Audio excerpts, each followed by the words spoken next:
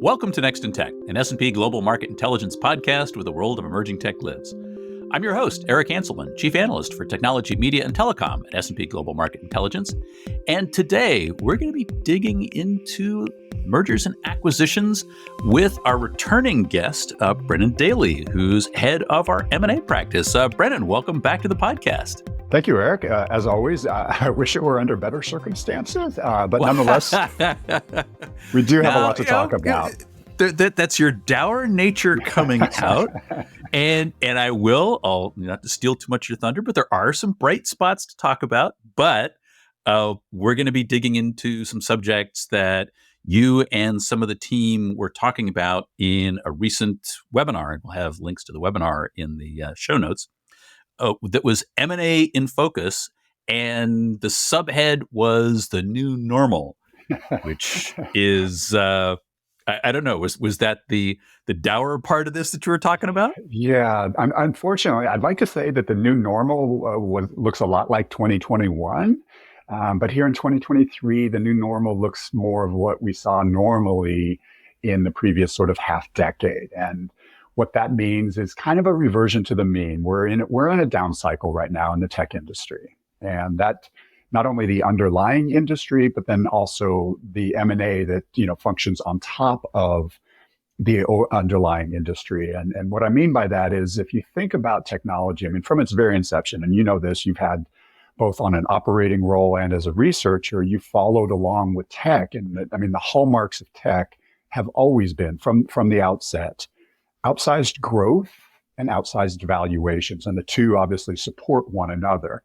When you think about technology as an industry, think about roughly 10% of the US GDP. So that's, a dime of every dollar comes from the tech industry. Very, very rough and tough. But if you look at how that revenue is valued on the S&P index, for example, the S&P 500, our home index here as a sort of barometer for the overall market, technology actually makes up 25, almost 30% of the S&P 500 market value. So it just underscores the fact that technology has always been prized. Well, as we keep saying, technology is special, right? It is, until it's not. And and right now, a lot of that luster is coming off of the technology industry.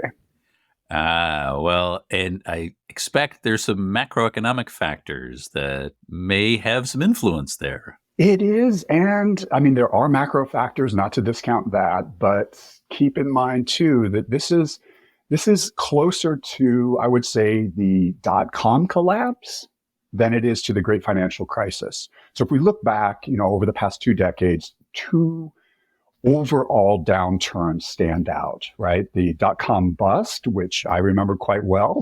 The company I was working for, the tech company I was working for at the time during the dot-com bust, lost 95% of its value after going. Got some scars I can show you. Exactly. So everybody who's in the industry remembers that was a tough time. And the sort of the marching orders was just get through it. Right. We enjoyed 98, 99. January of 99 is when my company, or the startup I was working at, went public. I was, paper millionaire, pretty smart guy, until about a year and a half later, I was looking at, wow, everything is underwater. And it took a long time for the tech industry to rebuild because it got so overinflated in the preceding 3, 4, 5 years. Now, fast forward, a decade later, and we saw that primarily, not exclusively, but primarily, the great financial crisis was a financial crisis. Now, tech obviously got dragged down with that, as did, every industry. But we compare those two previous episodes, right? The current downturn looks a lot more like the tech industry downturn in 2000 than it does in 2008. And what I mean by that is, if you consider just as a barometer, think about the layoffs. It is primarily, not exclusively, but primarily a tech-only phenomenon at this point. Yes, there have been, small layoffs from other companies that, saw the rebound in the pandemic and maybe hired ahead of that too much. But by and large, certainly the most notable layoffs that we've seen have been heavily played out in the tech industry. Think about Microsoft, think about Amazon, think about Salesforce, think about Meta, think about Twilio, think about Okta, and on and on.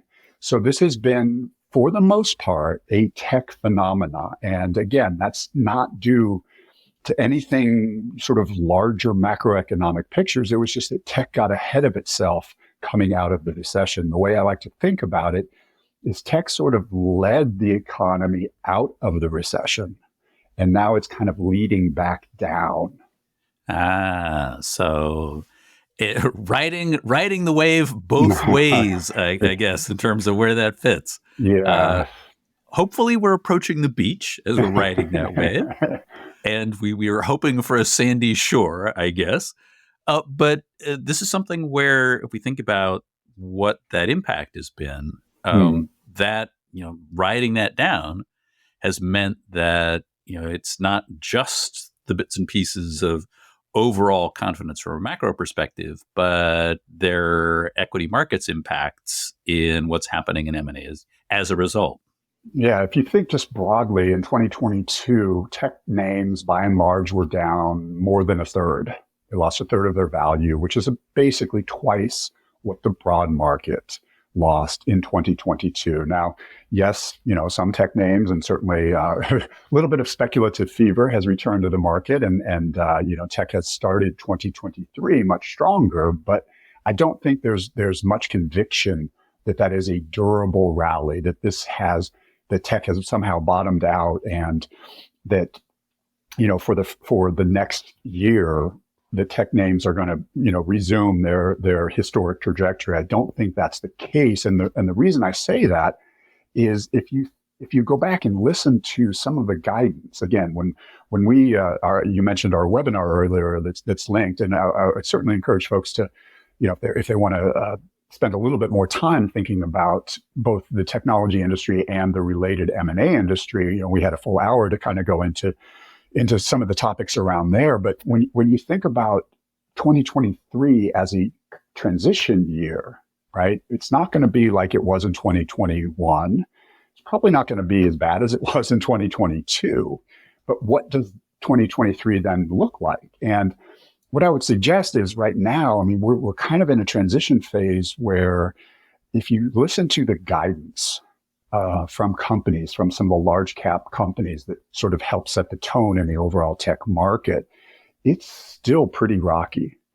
Companies are really pulling back on the, assume revenue, what sort of growth rate they're assuming for the balance of the year. And that's particularly here in the first half. I think sort of the consensus view is the first half is going to look a lot, not as bad, but it's going to look a lot like 2022. Like there's going to be some very, very recognizable signs when we talk about flatline revenue, or even in some cases continued contraction in the first half of the year. And I think as we begin then, the macroeconomic forces, and hopefully, some interest rate cuts and perhaps a return to broader GDP growth, that lift then also tech participates in maybe the second half or maybe later 2023. But certainly, right now, the equity markets and for tech companies have rallied, but this is not the start of spring by any means. Well, and there's a much larger ecosystem to keep in mind as well. One of the things that you were talking about on the webinar is the M&A Outlook study. And that's got some interesting perspectives about what are potentially some misalignments that may be complicating this market as well. Exactly, because anytime, pricing, so M&A always comes down to pricing. And right now we are at a sort of historic imbalance in the pricing. And in M&A, again, think about the duration of M&A. It's kind of like a gestation period for a baby. Like most transactions take about 9 months from initial approach, negotiation, getting those pesky details all lined up, getting lawyers to approve it. It's a laborious process. And consequently, right, it takes time. Unlike the equity markets, which you can turn, stocks can go up 10% in a day, they can go down 5%, they can go up 20% the next day. There's almost immediate right sizing in the equity market. And that does not correspond. It's a much longer recovery and a much longer duration in the M&A market, right? Now, the M&A market is obviously influenced by the equity market. There's a strong correlation between those. Again, they're fundamentally pricing mechanisms, right? What is a company worth? Whether that means trading value or transaction value. So they're tightly correlated, but the M&A market lags the equity market. And so what we're seeing right now is the equity markets have sprinted out ahead, and it's assumed from the two parties, right, that of a transaction, the two parties are sort of left still looking over this huge gulf that's been the case for the last year, meaning on the sell side, right? So startups or other companies, target companies, are thinking, hey, this is the rebound. This is the start of the return to 2021. So my company is now worth more than it was in 2021, or at least as much as the inflated value I got for it in 2021 through a funding, for example. So they're coming to the table with those inflated those carrying expectations. Exactly. Yeah. Exactly. And on the other side, buyers have, yes, they've probably, if they're a public company, if they're a corporate development executive at a public company, they've probably gotten a little bit of bump in 2023, but they're still underwater compared to, the drubbing they got in 2022. So they're still not worth what they were in 2021. So they're going to pass along that discount or look to pass along that discount in any deal that they're going to do. So we've still got this fundamental disconnect.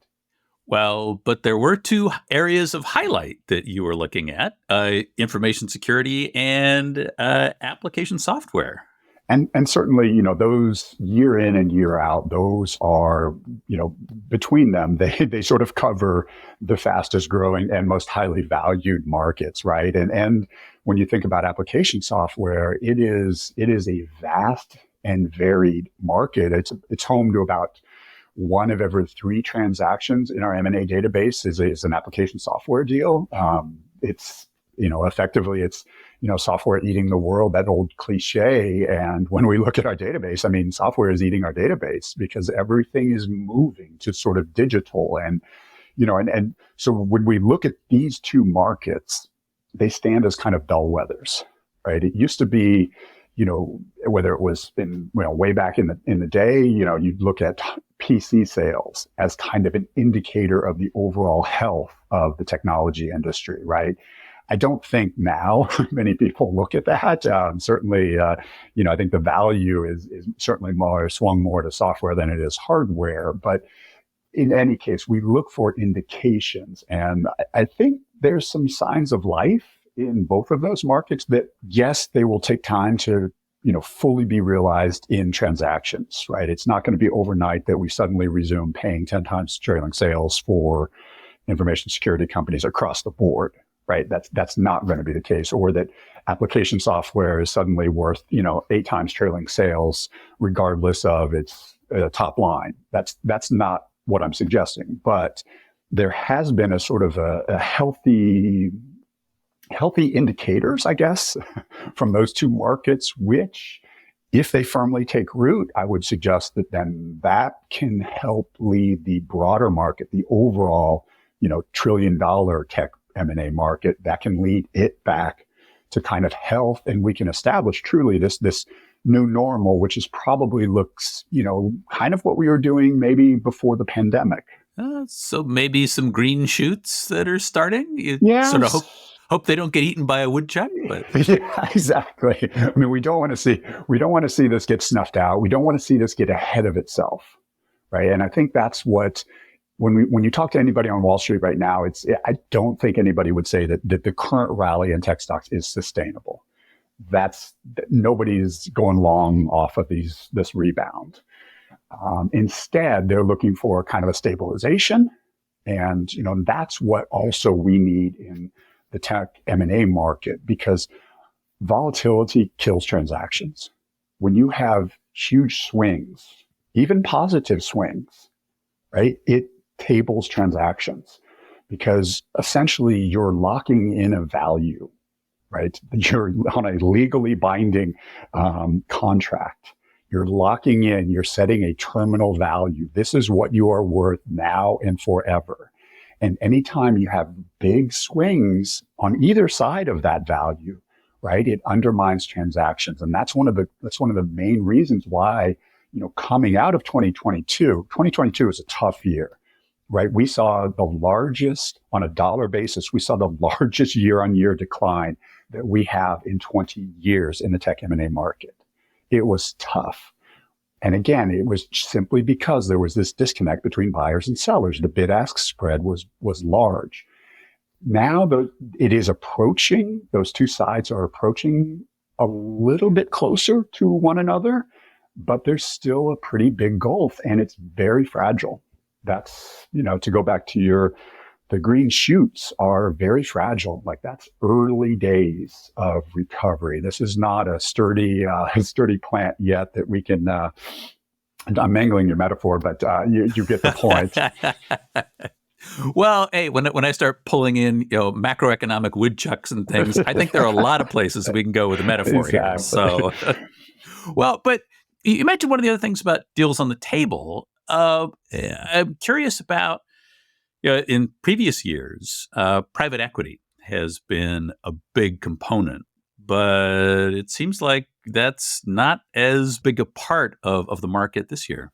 Yeah. And that's, again, when we talk about a second half rebound or an anticipated second half rebound, financial acquirers, that's the only thing that's keeping them in business right now is we're just hoping that life picks up in the second half of the year, because right now it is very, very tough if you're a private equity acquirer to get anything done in the tech industry. To the point where, typically, conventionally, what we would see from private equity is, they might cover a third or 40% of any large deal that they would do. They would do that in equity or cash, and then, rely on lending for the majority of that.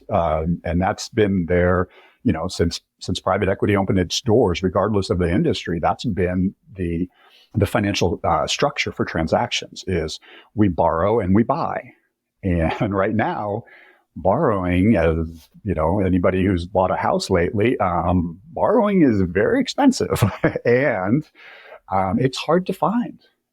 So what we're seeing now, and this is, again, you have to go back at more than a decade, back to the great financial crisis, to see sort of a comparable period for private equity acquirers, to where they're they're covering their entire purchase with equity, with the check.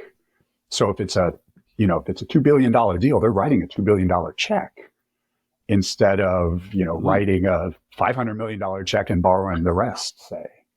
The borrowing support just isn't there.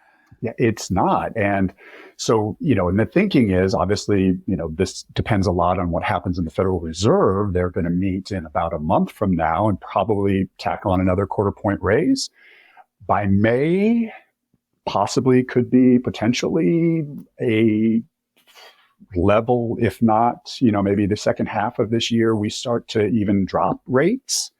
After, keeping in mind, we've done, the Federal Reserve has now done, I believe, 8 consecutive rate hikes.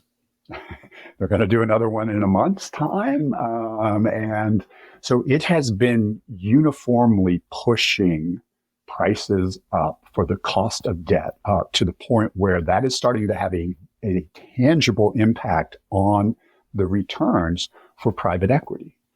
And that is why they're in this game. They're not strategic acquirers. They are financial acquirers. And the cost of financing has been almost to the point where they can't make the numbers work. Or they just grin and bear it, write the big check with the assumption that in the second half of the year, they're going to be able to refinance or finance the transaction on more favorable terms. So that really puts a huge importance on this second half recovery that everybody seems to be sort of banking on. So I will leave I will leave it with this final ominous thought, which is that, if this second half recovery doesn't materialize, it is going to knock the tech M&A market on its tail. Ooh, wow. Speaking of dour, well, but so are there other pieces in the market? I mean, there's been a lot of discussion about maybe unwinding some larger deals. Is that going to drive activity, or is that just one more piece of this whole puzzle? I think, again, it's sort of dependent on the second half, because right now we're limping out of 2022. If you're a large cap tech vendor, you got a third of your value whacked off of you last year. Now, and that is forcing companies to reevaluate the business that they're in. So we're seeing suddenly, you listen to some of these calls talking about 2022, and you hear Satya from Microsoft saying, do more with less. You hear Mark Zuckerberg at Meta saying 2023 is going to be the year of efficiency. That was his mantra, efficiency. This is from a company that, is spending tens of billions of dollars on its journey to the metaverse, which has no discernible revenue at this point. Suddenly talking about, hey, we are cost conscious. We are fiscally responsible. We're doing layoffs. And at some point, and maybe not inside of Meta, but more broadly across the tech industry, right? They have just acquired so many companies. So they've stepped into so many adjacent businesses through this decade-long incredible bull market that they've enjoyed, both in the equity prices and in the M&A market. If you think about spending right now, we're basically each year we're seeing about 4 times as much spending in the tech M&A market right now than we were 10 years ago. So spending has quadrupled. The number of transactions is up about 50%. So there's this huge, funnel of M&A activity that's been playing out over the past decade. It's been virtually uninterrupted growth. And so you've got kind of a corporate bloat. And so as companies, forced into reevaluating and reassessing the businesses that they're in, right? Because Wall Street is suddenly very conscious that, hey, you're a growth industry that isn't growing. So get back to growth. And we're already seeing the consequences. Think about Salesforce. I mean, there's half a dozen activist investors in there stirring around in the company.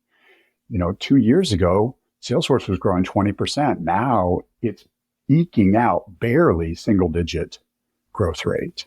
And that's the point at which the knives come out. That's what happens. And suddenly this M&A, which never got questioned, right? Think about some of the deals that Salesforce did to get that 20% growth rate. Think about, $28 billion for Slack. Think about Tableau at $15 billion.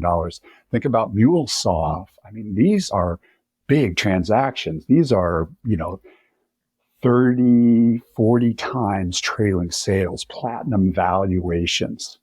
And now those are getting a little bit closer scrutiny because times aren't so good. And, and that's singling out Salesforce, but you can extend that to virtually any large cap acquirer is suddenly now, whether it's internal or external, is being forced to kind of review their own portfolio. And there are going to be moves, whether they take them on them, whether they're initiated internally or they're forced from without. There are going to be moves to unwind a lot of those deals. And again, that's particularly not to go back to my dark forecast for the second half of the year, but if business doesn't pick up in the second half of the year, that's when that pressure is going to be felt acutely. And I think you'll start to see a lot of unwinding. We haven't really seen it thus far. Current divestitures by U.S. public companies are about half of what they were coming out of the great financial crisis. So, we haven't seen that, but the longer the recession, or at least the questions remain, the more likely it is to happen. And it's move or be moved. Mm-hmm. Well, I suppose if you're somebody like a Meta, you're hoping for better news on the horizon. Exactly. And, and this is the final thing is that this is a very uncharacteristic kind of spot for the tech industry to find itself, right? I mean, both of us have been in the industry for, more than 2 decades, and this is not the technology industry that we know and love, right? This is not, Microsoft was growing 20% in 2021. Most recent quarter grew 2%. And it may actually shrink. Meta was a reliable 40, 50% grower. It's shrunk for the last 3 quarters. I mean, this is new area for the technology industry, and they're having trouble as any transition, right? Any transition, whether it's on a personal level, on a corporate level, those transitions are tough. And, sometimes you just have to get through it. And I think that's kind of where the tech industry finds itself is right now, is just getting through it. Yeah, head down, moving forward, just trying to get to the other side of whatever this is. Exactly. Well, on that happy note,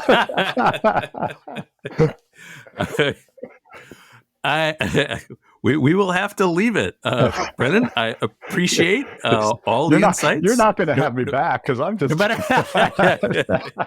Well, no, I'm going to have you back just so that we can hopefully get into some better news somewhere in here.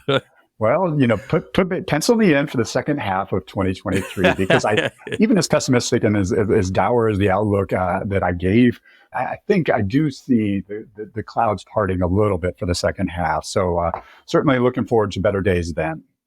Well, we will keep our collective fingers crossed, hold the woodchuck at bay, and hope to have you back in better time, because I think we're certainly all hoping for something better. But in spite of all of the dour prospects, thanks for being on, Brennan. Terrific. I always enjoy it, Eric. So we'll look, and particularly if we have something a little bit more pleasant to talk about in the second half of the year. We will hope. And that is it for this episode of Next in Tech. I will remind people there's a link in the show notes to Brennan's full webinar, along with Scott Crawford and Melissa and Sarah. Hope you get to listen to that. And thank you to our audience for staying with us. And thanks to our production team, including Carolyn Wright, Ethan Zimmon, and Syed Waji Abbas on the marketing and events teams, and our studio lead, Kyle Canialosi. Join us for our next episode, where we're going to be talking about the energy industries with a preview of what's going on at CERAWeek. I hope you'll join us then, because there is always something next in tech.